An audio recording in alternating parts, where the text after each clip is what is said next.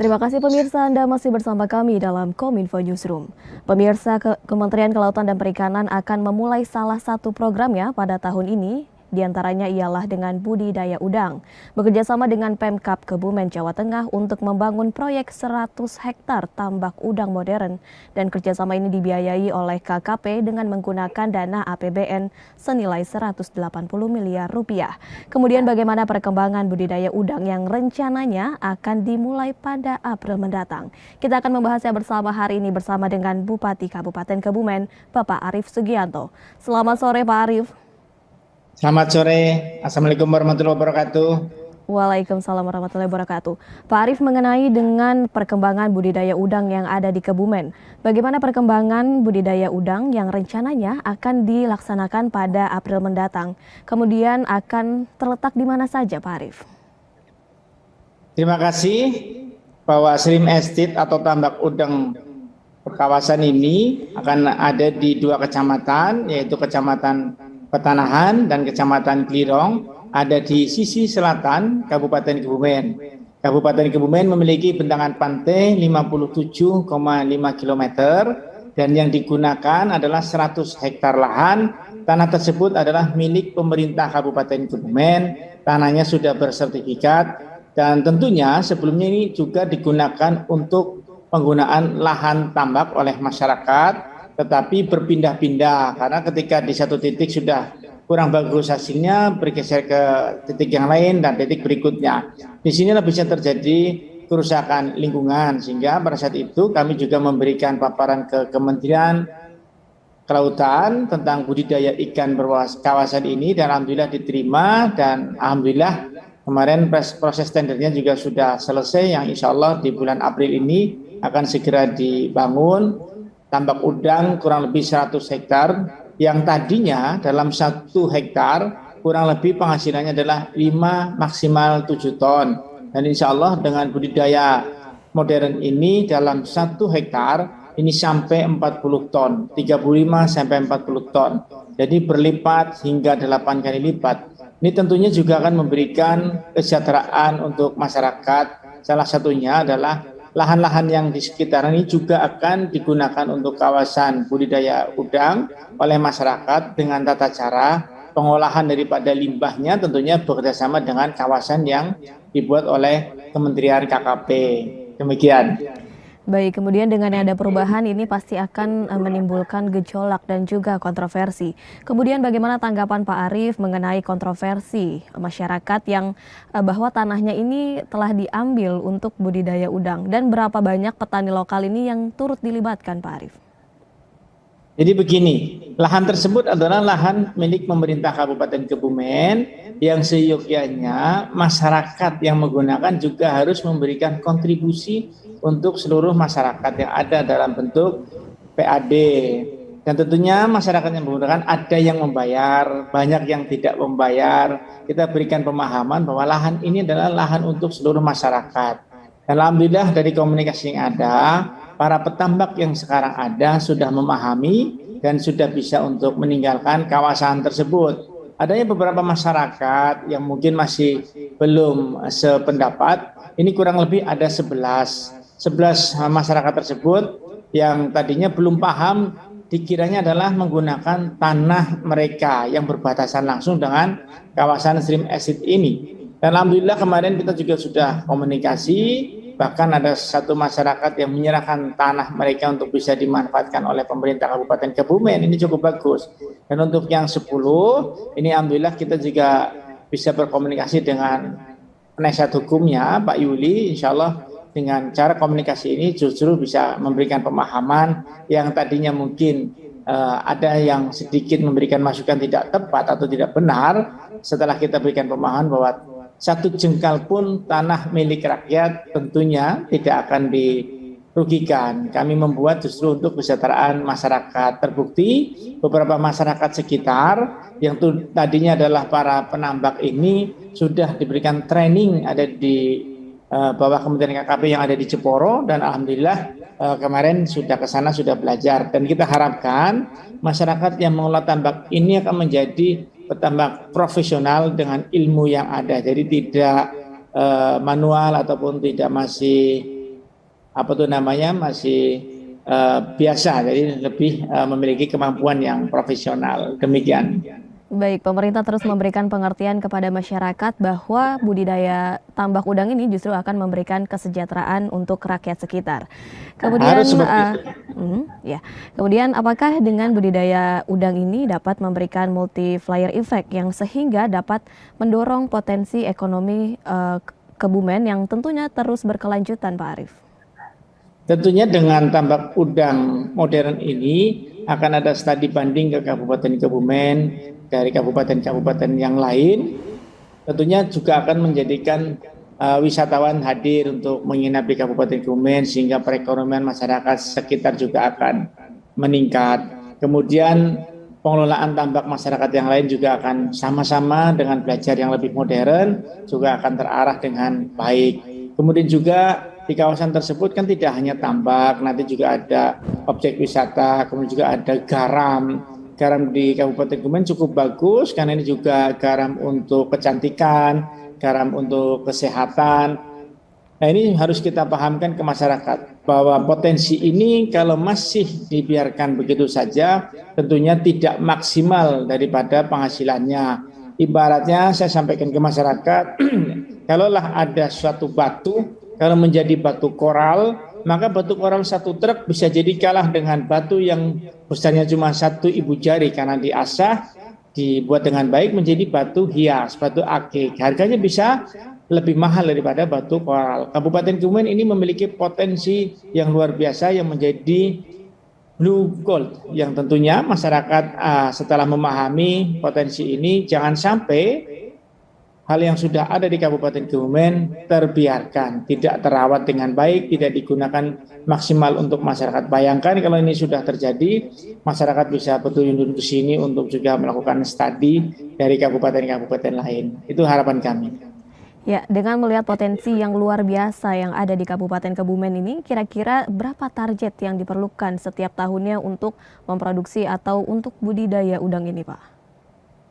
Kami sampaikan bahwa budidaya udang ini 1 hektarnya itu sekitar 35-40 ton dan ini ekspansinya adalah ekspor. Jadi akan ada udang-udang Faname yang diekspor ke Kanada, ke China, ke Jepang, ini dari Kabupaten Kebumen. Sehingga penyerapan untuk tenaga kerja juga cukup besar untuk hadir di sini. Kemudian juga multi efek daripada perkembangan ekonomi akan cukup besar seperti perhotelan ya, tadi di samping, sehingga insya Allah dengan adanya budidaya udang berkawasan ini, saya yakin masyarakat memahami dan bisa meningkatkan kesejahteraan. Itu yang kami sampaikan. Sementara saat ini untuk tambak budidaya udang ada di daerah mana saja dan apakah ada target selanjutnya untuk mengembangkan tambak budidaya tersebut agar masyarakat daerah lain yang belum mengenal mengenai budidaya tambak ini dapat ikut turut berpartisipasi, Pak Arief?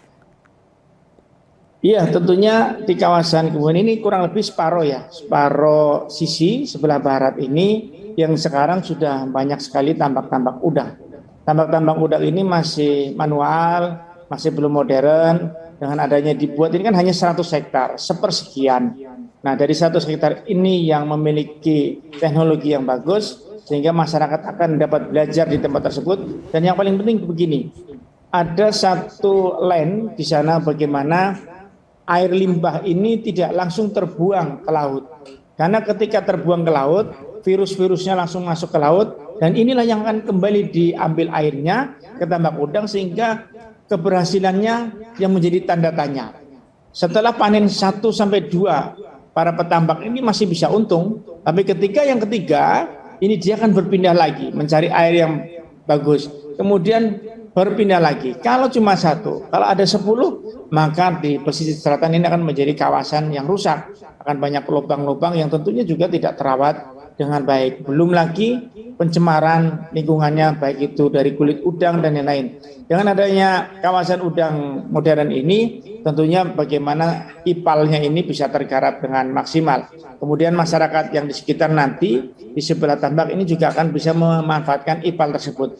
Untuk yang sisi lain juga akan kita memberikan pembelajaran supaya memberikan ipal, dan pemerintah Kabupaten Kebumen akan mendampingi terhadap ipal tersebut terhadap perizinan pada saat dibuatkan tambak udang tersebut. Baik, di tengah tantangan pengelolaan budidaya tambak udang tersebut, apa harapan dari Pak Arief ini mengenai program pembangunan tambak udang yang berbasis kawasan ekologi dan ekonomi di Kebumen? Saat ini udang ini menjadi sumber pendapatan yang cukup baik karena nilainya adalah ekspor, dan ekspor ini juga meningkatkan pendapatan negara. Dan saya yakin masyarakat yang sudah terbiasa mengelola tambak udang yang tadinya masih belum modern, masih manual, dengan adanya tambak modern ini semangatnya akan lebih baik. Dan saya yakin juga masyarakat yang mengelola dengan plasma atau punya sendiri-sendiri, kita bantu dengan pemerintah kabupaten, saya yakin mereka juga peningkatan perekonomiannya akan bagus.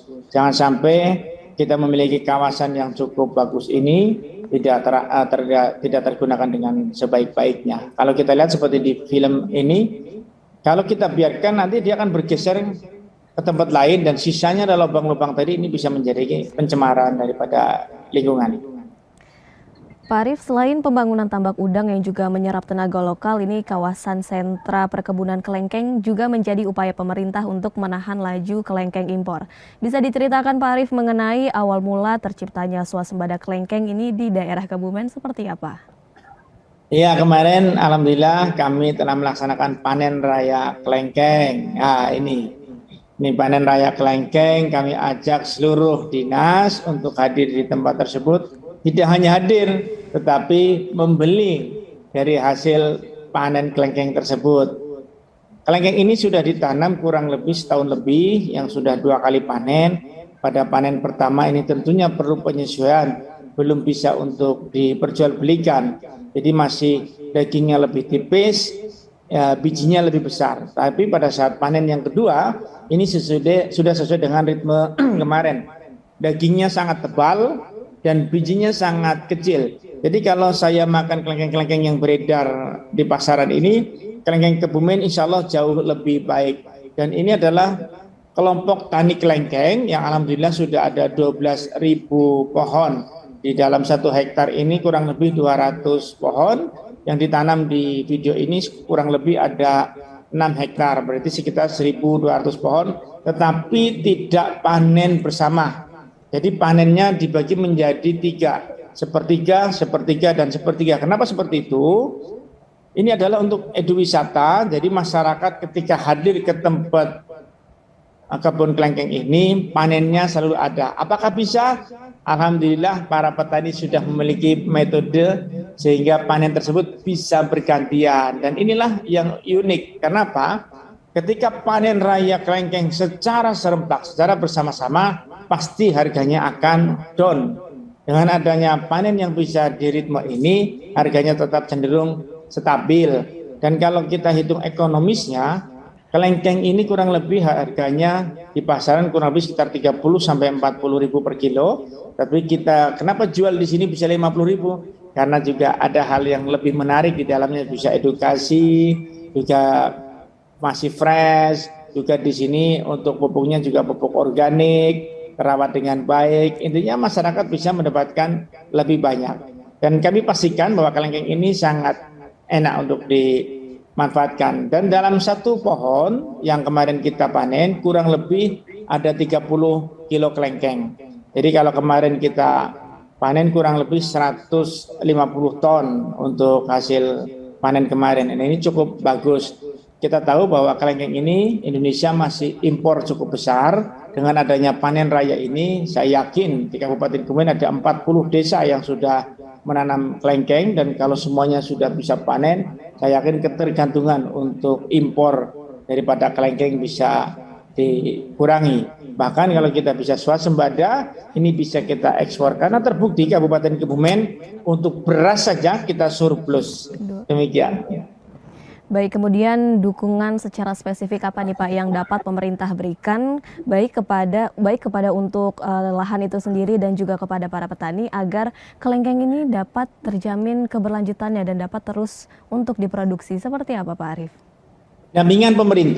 Pendampingan pemerintah ini wajib ada pada para kelompok petani kelengkeng. Jadi ada penyuluh, kemudian juga pada saat penanaman, kemudian juga pada saat panen nanti, sehingga para petani ini merasa hadirnya pemerintah, dia akan semangat untuk merawat kelengkeng ini dan bisa berkesinambungan, sustainable bisa terjadi terhadap kebun kelengkeng tersebut. Jadi jangan musiman, ketika kepingin musim kayak dulu kan kita tahu ada pepaya California, semuanya ditanam pepaya California. Begitu harganya ngedrop, semua pohonnya langsung ditebang. Nah ini juga merugikan petani itu sendiri. Tetapi dengan adanya pola dan ritme yang sudah ditentukan ini, saya yakin tidak akan terjadi seperti tadi. Apalagi kelengkeng ini masih cukup besar ya kebutuhannya. Jadi yang faktor utama adalah pendampingan dari pemerintah kabupaten terhadap para petani. Apa yang diperlukan? Pemasaran kita bantu. Kemudian pupuk kita bantu. Kemudian ada hama juga kita bantu pecahkan. Itu yang paling penting. Baik, pemerintah terus mendampingi agar produksi budidaya kelengkeng ini terus berkelanjutan. Pak Arief, berikan harapan secara singkat mengenai swasembada kelengkeng ini seperti apa, Pak Arief? Ya, swasembada kelengkeng seperti tadi saya sampaikan, Indonesia masih impor, kita cukup prihatin.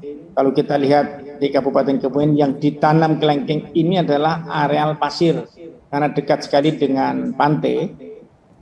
Faktanya dari areal pantai tadi yang belum tergarap dengan baik bisa menghasilkan potensi keuangan yang cukup bagus. Jadi kalau satu pohon ini bisa berbuah terus-menerus, tentunya modalnya tidak merugikan untuk para petani. Jangan sampai petani begitu menanam kelengkeng, kemudian tidak ada pendampingan, kemudian juga tidak diarahkan bagaimana penjualannya. Ketika esok panen raya, kemudian harganya ngedrop, jatuh, sehingga rame-rame untuk ditebang kembali. Jadi saya yakin dengan adanya swasembada kelengkeng ini, Indonesia akan berkurang daripada impor ketergantungan buah kelengkeng dari luar negeri. Dan tentunya kelengkeng dari Kebumen ini berbeda dengan kelengkeng impor.